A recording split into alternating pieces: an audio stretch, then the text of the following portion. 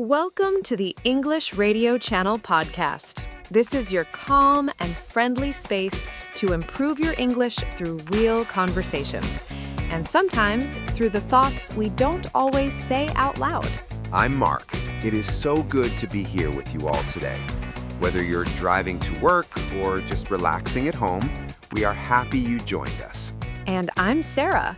Today's topic might sound simple at first. It is something we all deal with every single day. But if you give it a moment, it starts to touch something deeper.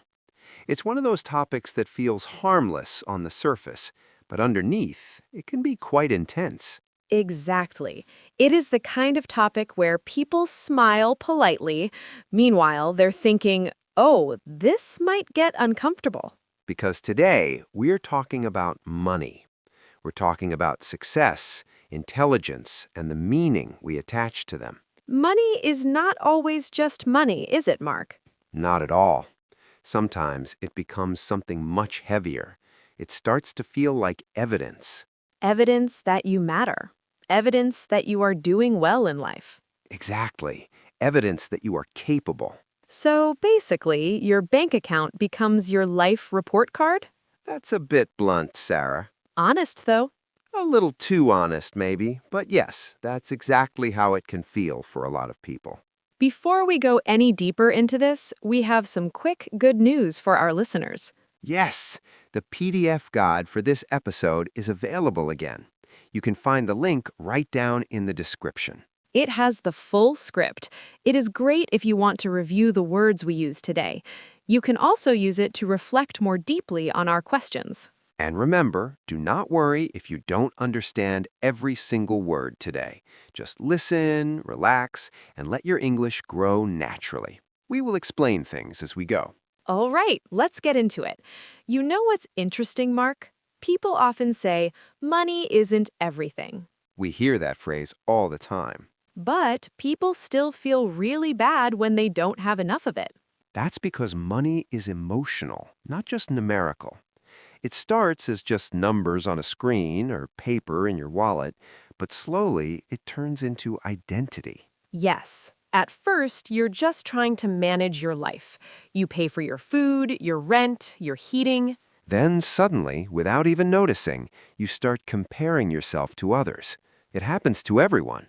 You open an app on your phone, or you go to a high school reunion. You see that someone your age just bought a house. Someone else started a business. Another person seems to have their entire life figured out. And somehow you start questioning yourself. That quiet voice appears in your head. It asks, am I behind? It whispers, am I not smart enough? Or it asks, why doesn't my life look impressive? Yes, and that's the part people don't always say out loud because it feels so incredibly personal. We often equate our bank balance with our personal value. Hold on there. Let's pause for a second. Equate is a great word for our listeners to learn today. Ah, right. To equate something means to consider two things to be exactly the same or equal. So when you say we equate our bank balance with our personal value, I mean, we mistakenly think that having little money means we have little value as a person. exactly. We connect the two things in our minds even though they shouldn't be connected. Money begins to carry meaning that it shouldn't. It starts to mean confidence. It starts to mean respect. It even means security and identity. And when that happens, people connect their self-worth directly to their income, which is incredibly risky. Because when money goes up, you feel like a king. You feel amazing. But when it goes down, you feel smaller. You feel like you did something wrong. So the daily question in our minds changes.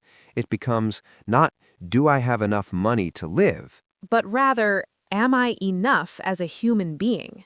And that is a much, much heavier question. It can really keep you awake at night. But we really need to ask where we learned this. Why does paper and metal carry so much power over our human emotions? Simple answer, society loves easy measurements.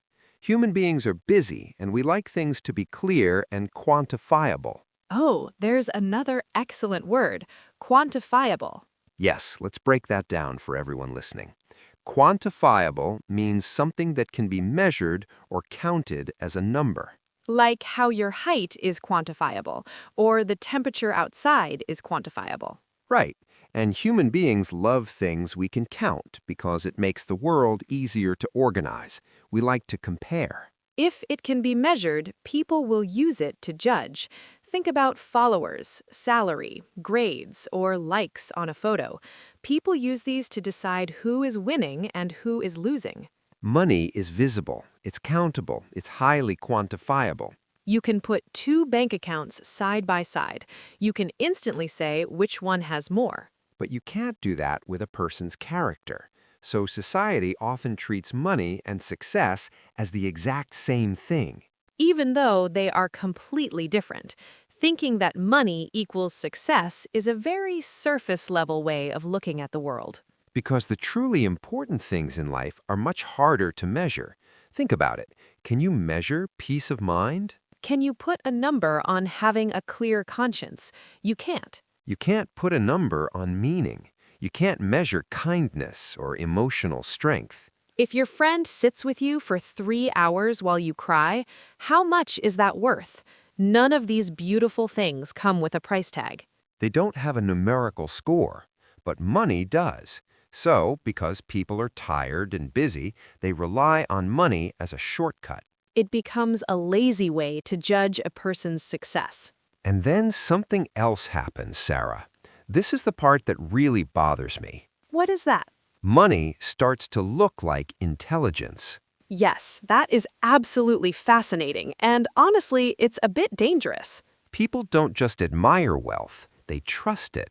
We suffer from this massive fallacy as a society. Okay, let's stop and look at the word fallacy. That's a really important one. A fallacy is a false belief. It's a mistaken idea that a lot of people think is true, but it actually isn't based on logic. Perfect explanation. And the fallacy here is that wealth equals wisdom. We see this all the time.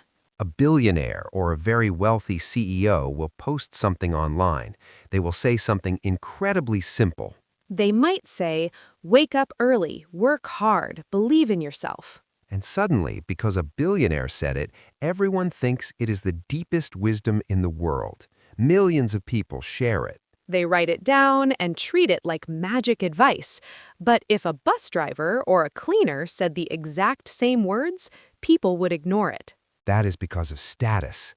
People assume that because someone figured out how to make money, they must be highly competent at everything. Being successful in one specific area does not make someone wise in everything. You can be a genius at the stock market, but terrible at raising a family. You can be a brilliant business owner, but be very unkind to your friends. Good advice and bad advice exist at every single income level.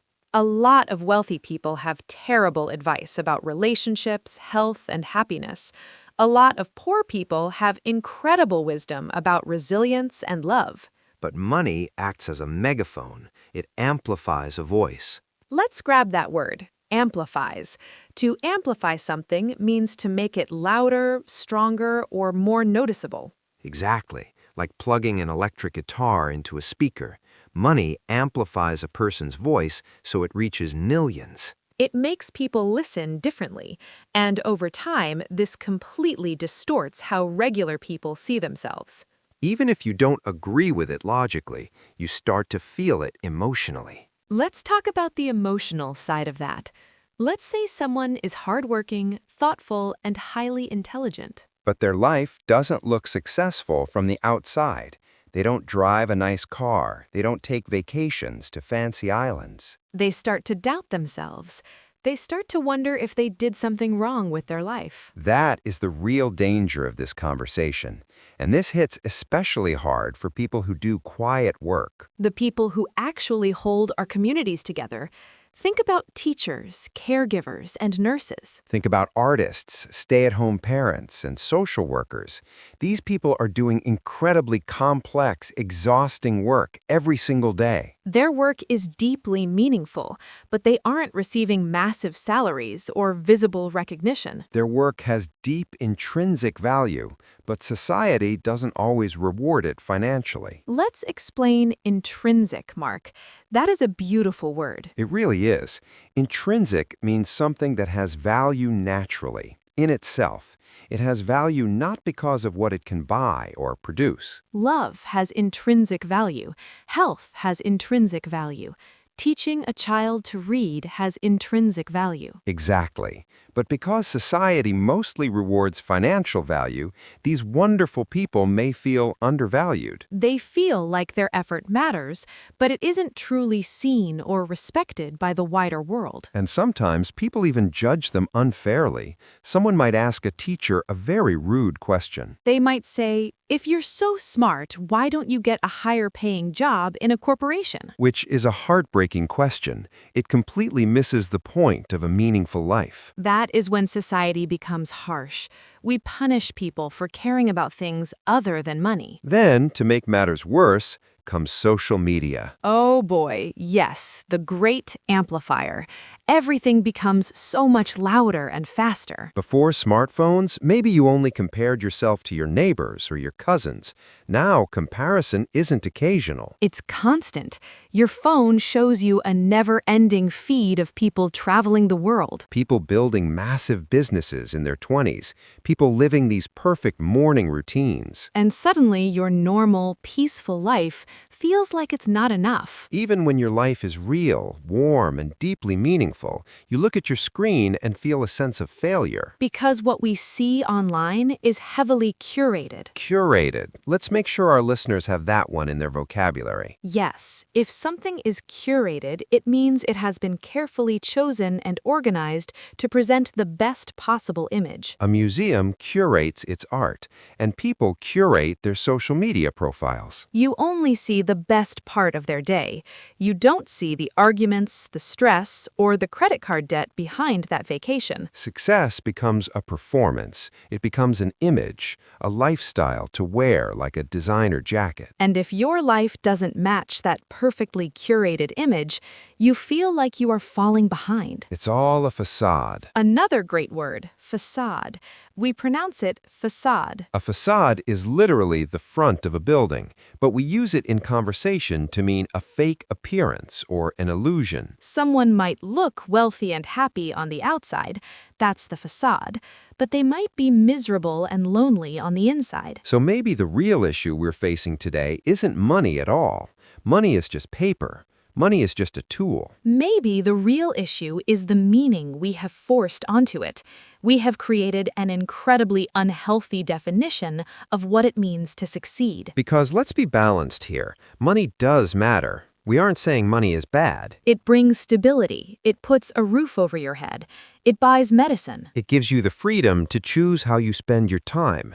Money is a wonderful tool. But when it becomes the only goal, something goes deeply wrong in the human spirit. When it becomes everything, we lose ourselves. People start chasing goals they never even chose. They work 80 hours a week for a promotion they don't really want. They buy things they don't really need, just to impress people they don't even like. Working hard for dreams that belong to society, not to themselves. And the saddest part? Sometimes they succeed. They get the money, they get the big house. And they sit on their expensive sofa and still feel completely empty. The exact same rule applies to intelligence. Once we stop linking a person's brain power to their bank account, everything changes. We actually start seeing people clearly for the first time. We realize that intelligence is multifaceted. Multifaceted, that's a great descriptive word. Multi means many, and facets are sides, like the sides of a diamond. So multifaceted means having many different sides or aspects. Intelligence is not just one single thing. It's not just doing math quickly or making good business deals. Some people are quietly intelligent. They are emotionally aware. They know exactly how to comfort a grieving friend. Some people have incredible practical intelligence. They're calm under intense pressure. They know how to fix things. They are kind, thoughtful, and strong in difficult, chaotic moments. And these beautiful qualities don't always lead to massive wealth. A kind heart doesn't necessarily generate a high salary. But these qualities matter deeply to the survival and happiness of the human race. Some of the most wisest and most intelligent people on this planet don't look impressive online. They don't have fancy job titles. They don't go viral for their hot takes. They don't demand attention. But when you sit with them, they have depth. They have true presence. They make you feel seen and safe. And honestly, I'd rather take advice from someone who has peace of mind. I'd choose them over someone who has $1 million but cannot sleep at night. So maybe that's the real truth we need to remember today. A person's value cannot and should not be measured by money alone. Success is so much bigger than your income. Intelligence is so much deeper than your appearance or your job title. Before we finish up our time together, we want to leave you with one final thought. Carry this with you this week. Money matters. It is a reality of life. But should it really have this much power over how we judge ourselves? Should it dictate how we judge the people around us? Maybe money tells part of the story. But it is never the whole story of a human life. Because a rich person can feel completely lost. A struggling person can possess incredible wisdom. And a quiet, simple life can be the most meaningful life of all. So if this conversation stayed with you today, take a moment and reflect on it. Maybe while you finish your coffee or while you walk home. Think about your own definition of success. Are you holding on to someone else's definition? And we'd absolutely love to hear from you. We read all your comments. So tell us, do you think money defines success and intelligence? Or has society given money far too much importance? Leave a comment below or send us an email. Let's keep the conversation going in English. If you enjoyed this extended episode today, please like, subscribe, and share it. Share it with someone in your life who might need to hear this message. Sometimes we all need a reminder that we are more than our bank accounts. And don't forget to download the PDF guide to review today's vocabulary. Take care of your English. And take care of yourself. Be kind to yourself today. I'm Sarah. And I'm Mark. You've been listening to the English Radio Channel podcast. See you next time.